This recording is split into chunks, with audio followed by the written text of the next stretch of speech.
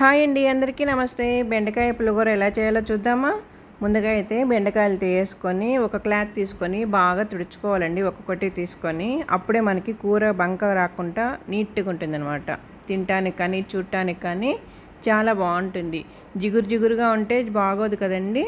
చూడండి, ఇలా వాటర్ లేకుండా ఉండాలి. బాగా క్లాత్ తీసుకొని తుడిచేసుకోవాలండి ఒక్కొక్కటి.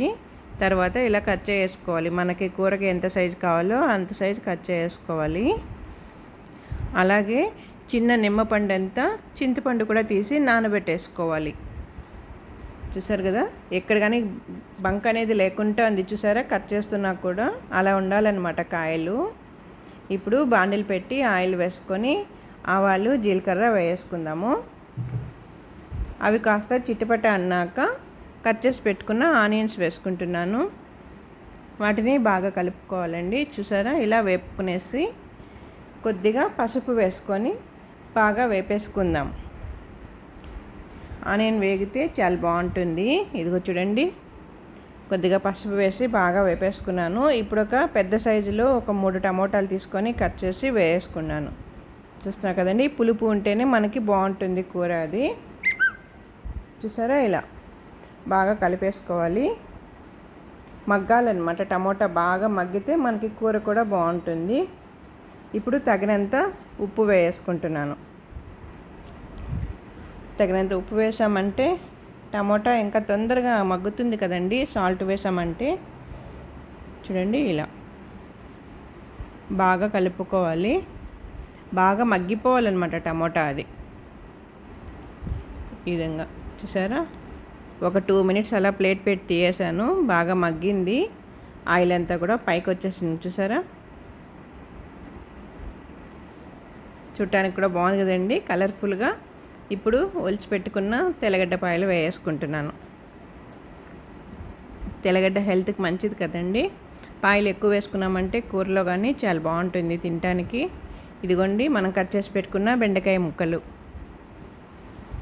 చూస్తున్నారుగా.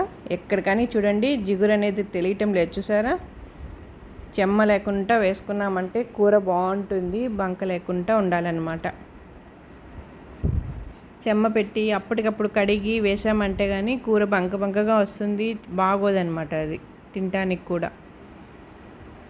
ఇలా నీట్గా తుడిచి వేసుకున్నామంటే జిగురు ఎక్కడ పోదండి, ముక్క లోపలే ఉంటుంది. మనకి హెల్త్కి చాలా మంచిది కదా. బెండకాయ బాగా వేగాలండి. ఇలా బాగా కలుపుకోవాలి. అన్ని ముక్కలు బాగా కలిపేసుకొని పోపు మొత్తం అంతా పట్టాలన్నమాట ముక్కలకి. విధంగా బాగా మగ్గాక మనం పులుపు ఇందులో వేసుకోవాలి. ఇప్పుడు ఒక 5 మినిట్స్ అలా ప్లేట్ పెట్టి తీసేద్దాము. మగ్గుతుంది. ఇదిగో చూసారు కదా, బెండకాయ బాగా మగ్గింది కదండి. చూడండి, చాలా బాగుంది కదా, మగ్గింది. ఇక్కడే మనకు తెలిసిపోతుంది. జిగురు ఏమన్నా ఉంటే ఇప్పుడే వచ్చేసి ఉండాలన్నమాట. చూస్తున్నారు కదా, ఎక్కడ బంక అనేది లేదు కదండి. అంటే మనకు కూర కూడా సూపర్గా వస్తుందన్నమాట. ఇదిగోండి, నేను చింతపండు తీసి పెట్టేసుకొని కలుపుకున్నాను. ఇప్పుడు పీస్ అంతా వడగట్టేసుకుంటున్నాను. చింతపండు పులుపు బెండకాయ కలిసాయంటే కాంబినేషన్ ఆహా అనాల్సిందే అనమాట. రైస్కి, రాగి సంగటికి సూపర్గా ఉంటుంది ఈ కూర. చూడండి, పులుపు వేసుకున్నాం కదా. ఇప్పుడు ఒక 2 స్పూన్స్ కారం వేసుకుందాం, మిర్చి కారం.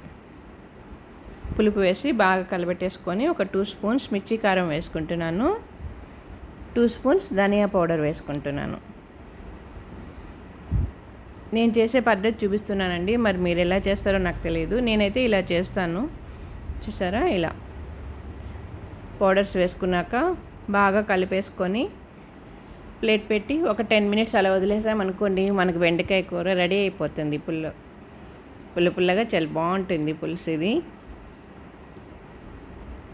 చూసారా, ఇప్పుడు ఒక 10 మినిట్స్ ప్లేట్ పెట్టి తీసేద్దాం. మనకి కూర రెడీ అయిపోయింది. చూసారా, బాగా ఉడుకుతుంది. కొంచెం వాటర్ తక్కువైనట్టుంది. మనం వాటర్ ఎక్స్ట్రా పోయలేదు, పులుపు ఒకటే పోసాం కాబట్టి కొద్దిగా వాటర్ యాడ్ చేస్తున్నాను. ముక్క ఇంకా ఉడకాలి కదండి, కొద్దిగా లైట్గా యాడ్ చేశాను వాటర్. అంతే. ఇంకొక 5 మినిట్స్ పెట్టి తీసేద్దాము. ఇప్పుడు మనకి పూర్తిగా రెడీ అయిపోయిందనమాట. చూసారు కదా, చాలా బాగుంటుందండి. హెల్త్కి మంచిది బెండకాయ. చిన్నపిల్లలకి తెలివితేటలకు కూడా మంచిది కదండి. పెద్దవాళ్ళకి కీళ్ళ నొప్పులు తగ్గుతాయి, జిగురు కాబట్టి. చూసారా, ఇప్పుడు కొత్తిమీర కరివేపాకు వేసుకున్నాను. బాగా కలిపేసుకొని స్టవ్ కట్టేసుకొని సర్వ్ చేసుకొని తినేయడమే. ఈ వీడియో కానీ మీకు నచ్చినట్లయితే నా ఛానల్ సబ్స్క్రైబ్ చేసుకొని లైక్ ఇవ్వండి. బాగా నచ్చినట్లయితే షేర్ కొట్టండి. మీరు ట్రై చేయండి ఈ విధంగా. మీకు ఎలా వచ్చిందో కామెంట్ పెట్టండి. చాలా బాగుంటుందండి. మనకి ఎముకలు జాయింట్స్కి వాటికి గుజురు తగ్గిపోయింది అన్నప్పుడు బెండకాయలు పచ్చివి తినమంటారు కదండి డాక్టర్స్ కూడా. హెల్త్కి చాలా మంచిది.